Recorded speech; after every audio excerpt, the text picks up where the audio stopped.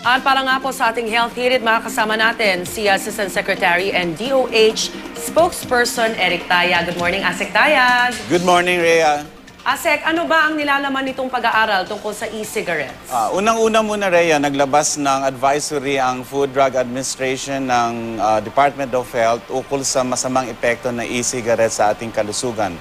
Ito ay base sa pag-aaral na ginawa ng German Cancer Research Center na kung saan ang mga sumusunod ang maaaring epekto ng e-cigarette sa ating kalusugan. It contains propylene glycol that can cause respiratory irritations and can be harmful to those who have asthma. It also contains glycerin that can cause lipopneumonia, which can be life-threatening. Meron din siyang nicotine at naobserbahan nila sa pag-aaral nila kahit yung mga nicotine-free ay meron pa ring levels ng nicotine which is addicting at maaaring maka-epekto po sa mga buntis na gumagamit ng e-cigarette. Yung aerosols po nito can also cause cancers, it can also cause indoor pollution at meron na po nagkaroon ng injury kung saan subabog po ito sa mukha.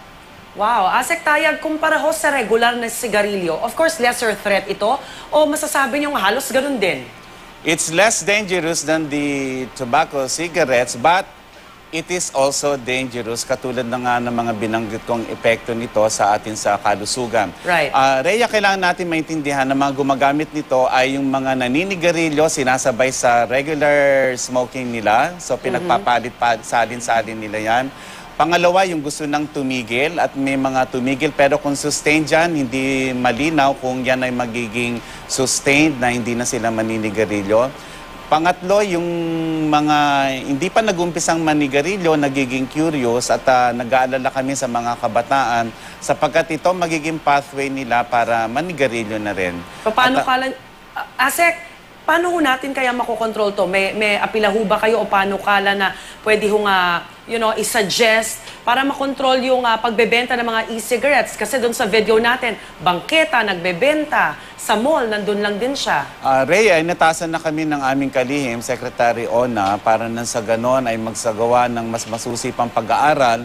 Subalit tumatanggap na rin kami ng mga suporta sa Philippine Medical Association at sa MMDA kung saan ay gusto na rin nila itong isama doon sa no smoking in public places.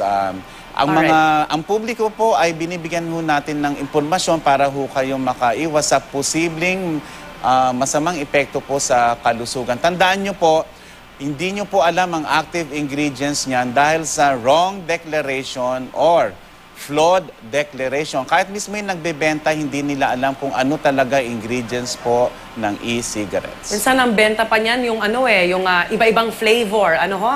Tama yan, Rhea. And these flavors actually appeal to children and the youth. Oh, alright. Asek, ano ang epekto niya naman sa mga passive smokers?